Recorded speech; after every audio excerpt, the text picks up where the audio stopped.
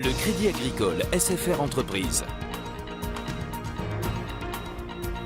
EDF, Crête d'Or. La SCPR et la Chambre de commerce et d'industrie de la Réunion vous proposent les nouveaux défis. L'ADIR et RFO Réunion, avec le concours de l'Europe, la région et le département, présentent les nouveaux défis.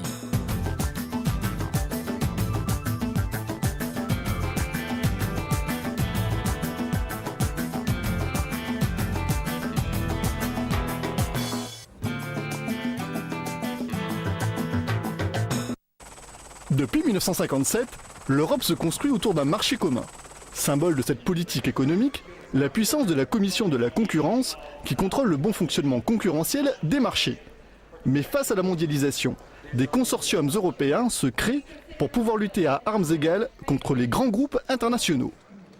Il faut effectivement, dans la compétition mondiale, avoir une taille suffisamment importante pour pouvoir lutter contre ses adversaires. On peut prendre l'exemple d'Airbus Industrie ou de ADS, où pour mener la bataille depuis à peu près une trentaine d'années contre Boeing, pour conquérir le marché mondial de l'aviation, il ne fallait pas avoir une taille microscopique et avoir suffisamment d'importance pour conquérir des marchés et répondre à cet adversaire.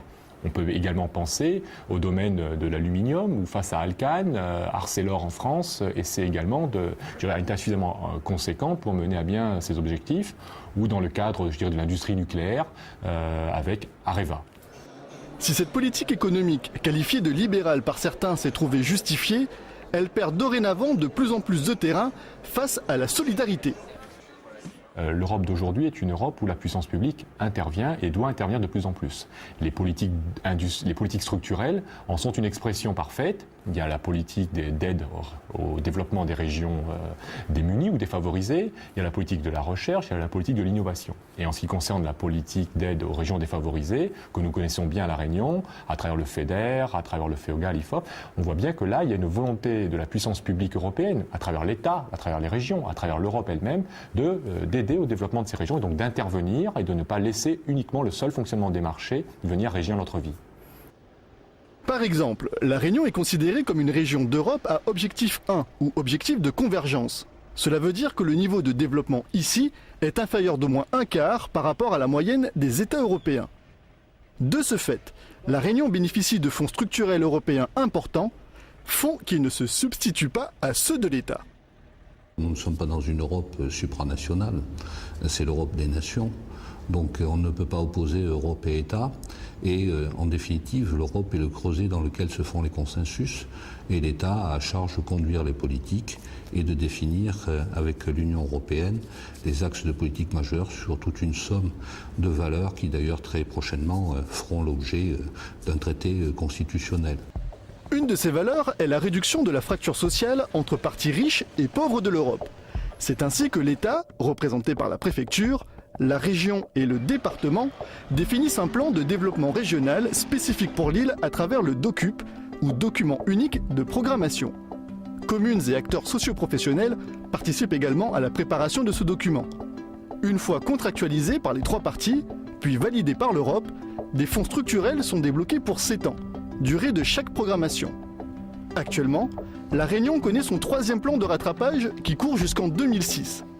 D'un montant global de 1,6 milliard d'euros, ces fonds structurels sont de 4 ordres. Le FEDER, ou Fonds européen pour le développement économique régional, est le plus important des 4 en termes de financement et de cibles visées. Ainsi, avec 823 millions d'euros sur la période 2000-2006, le FEDER intervient dans la création d'emplois durables, avec par exemple la mise en place d'aides aux entreprises ou le développement des fils économiques. Il intervient également dans l'aménagement du territoire, dont une des actions phares est la route des Tamarins. La gestion des ressources naturelles, comme la meilleure répartition de l'eau avec le chantier du basculement des eaux ou la maîtrise des énergies propres, est également financée par le FEDER. Il en est de même pour le développement des infrastructures d'éducation et de formation, comme les lycées, les collèges, l'université et les centres de formation professionnelle. Enfin, la Réunion peut s'ouvrir vers l'extérieur grâce aux aides aux entreprises pour l'export, ainsi que des aides pour le développement de la coopération régionale, à travers notamment la COI. Le second fonds, qui est probablement le plus important, qui nous concerne énormément à La Réunion, c'est le Fonds social européen, le FSE, qui a une valeur de 460 millions d'euros dans le dernier Docup, qui lui traite directement la question de la fracture sociale, si on parle franco-français, c'est-à-dire ce rattrapage du sous-emploi pour qu'on se retrouve à un emploi qui soit convenable et qui soit au niveau de celle de l'Europe. C'est en expression de solidarité directe, c'est aussi en mesure incitative pour créer de l'emploi, car le dénominateur commun de l'Union européenne, c'est qu'il n'y a pas de richesse sans homme et il n'y a que l'homme qui vaille. Deux autres fonds concernent le secteur primaire.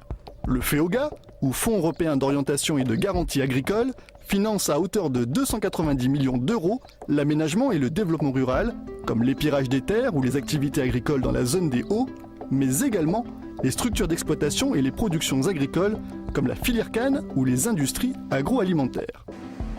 L'IFOP, ou Instrument financier d'orientation de la pêche, favorise pour un montant de 14 millions d'euros le développement de la filière pêche et l'aquaculture. Tous les dossiers qui sont éligibles aux financements européens, qu'ils soient publics ou privés, passent par l'AGIL, l'Agence de gestion des initiatives locales en matière européenne, qui les instruit. Cet organe unique en France est une émanation de l'État, de la région et du département. Preuve qu'en matière européenne, tous les acteurs se donnent la main pour le développement de l'île. La Réunion a toujours choisi d'ancrer définitivement et très fermement son destin dans un espace géographique qui n'était pas nécessairement naturel, qui est l'espace de la France, qui est l'espace de l'Union européenne, et a toujours montré qu'elle était très attachée à cet espace.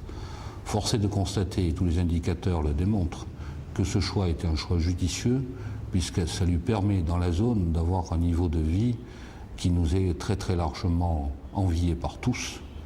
Et probablement c'est cette cohérence, c'est cet ancrage dans ces valeurs qui ne sont pas sorties spontanément du chapeau, qui forment le pacte social de l'Union européenne, dans cette expression de solidarité. Je crois que c'est cela qui a permis à la Réunion de montrer qu'elle gagne et qu'elle gagne depuis de nombreuses années. L'arrivée de nouveaux pays dans l'Union européenne ne remet pas en cause immédiatement ces fonds structurels pour l'île. Néanmoins, dès que la Réunion rattrapera son retard par rapport à l'Europe, ces aides vont diminuer mais pas disparaître. En effet, en tant que région ultra-périphérique, l'ancrage de la Réunion au sein de l'Europe est définitivement assuré.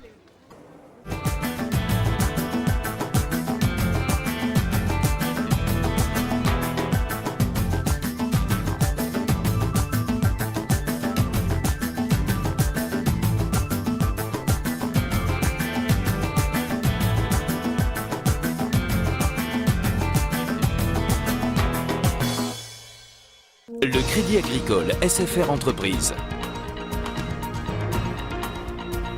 EDF, Crête d'Or. La SCPR et la Chambre de commerce et d'industrie de La Réunion vous ont proposé les nouveaux